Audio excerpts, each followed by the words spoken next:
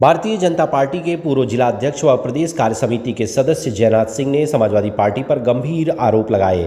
उन्होंने दावा किया कि सपा के 10 विधायक, 2 सांसद और 2 विधान परिषद सदस्य करीब 350 करोड़ रुपए का घोटाला कर चुके हैं। जयनाथ सिंह ने कहा कि 9 बार विधायक रहे दुर्गा प्रसाद यादव ने सदर विधानसभा क्षेत्र में विकास का नामो निशान नहीं है। क्षेत्र को सोने की तरह चमकाना चाहिए था, लेकिन यहाँ सिर्फ अव्यवस्था और असुविधा नजर आती है। भाजपा नेता ने सपा पर परिवारवाद का आरोप लगाया। उन्होंने कहा, आजमगढ़ में मुलायम सिंह यादव, अखिलेश यादव, फिर धर्मेंद्र यादव चुनाव लड़ रहे हैं, लेकिन स्थानीय जनता और कार्यकर्ता को कभी मौका नहीं मिला। जयनाथ सिंह ने जिला पंचायत, जिला नगर पालिका और नगर पंचायत के बजट पर भी भारी गड़बड़ी का आरोप लगाया।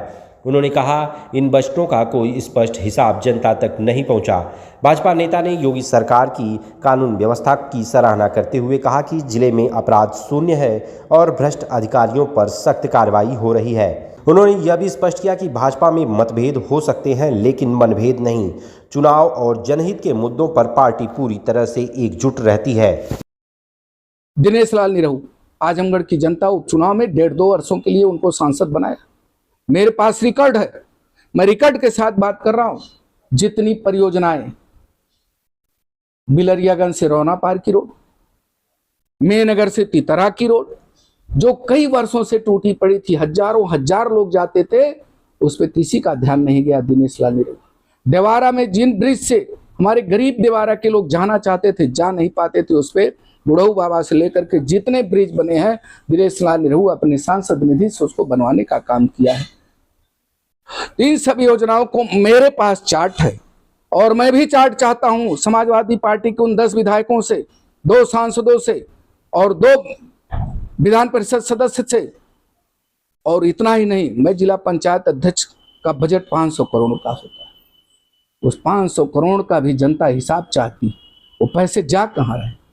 मेरी बात उन लोगों को बड़ी तीखी लगेगी, लेकिन ये आजमगढ़ की जनता की खून पसीने की कमाई का पैसा है। और माननीय विधायक जी, 45 वर्षों से आप विधायक, आजमगढ़ तो दुल्हन की तरह सदर विधानसभा सज जाती। आप जिन सड़कों पे जाइए, आप पत्रकार हैं, आप भी किसी गांव से आते हैं, किसी किसान के बेटे हैं, आप जाइए गांव में, सड़कों की हालत देखिए। सदर विधानसभा में सड़कों की हालत क्या है, वो पैसे कहाँ जा रहे हैं। इसलिए विधायक जनता चुनी है कि आप उन पैसों को बंदर बांट करिए। कमीशन खोरी, खुला कमीशन खोरी हो रही है। और आप मुख्यमंत्री जी के ऊपर आरोप लगाते हैं, जो मुख्यमंत्री जिसका कोई परिवार नहीं है। आजमगढ़ से लेकर के उत्तर प्रदेश की जनता जिसकी परिवार है, हर वर्ग के लोग, हर समाज के लोग। हम लोग तो जातिवाद का नारा नहीं देते, आप बहुत पीडीए का नारा दे रहे हैं।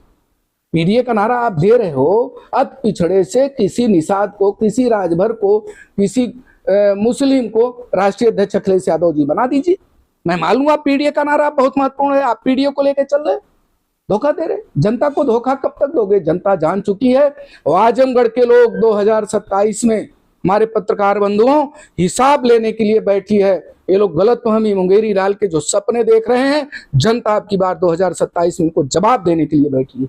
हर वर्ग के लोग महाराज जी के साथ हैं, उत्तर प्रदेश की भाजपा के साथ हैं, और पुनः भारतीय जनता पार्टी की सरकार बनेगी। और आजमगढ़ जनपद, जो 10 विधानसभाओं से हम पीछे रह जाते हैं, लेकिन अब की बार संगठन और सरकार मिल करके यहाँ आजमगढ़ में जितना विकास का कार्य हुआ है, हम सब ने जितनी मेहनत की है, उसका परिणाम भी मिलेगा और उसका रिजल्ट भी हम सबके सामने मिलेगा। लेकिन मैं आप लोगों से विनम्र निवेदन करता हूं, जिस तरह पत्रकार मेरे साथ आप सब बैठ के वार्ता किए हैं, उसी तरह इन समाजवादी पार्टी के लोगों से, जो 10 वर्षों से, कोई 45 वर्षों से विधायक है, कोई लगातार एमएलसी, परिवारवाद का बात, मैं परिवारवाद की बात कर रहा हूं।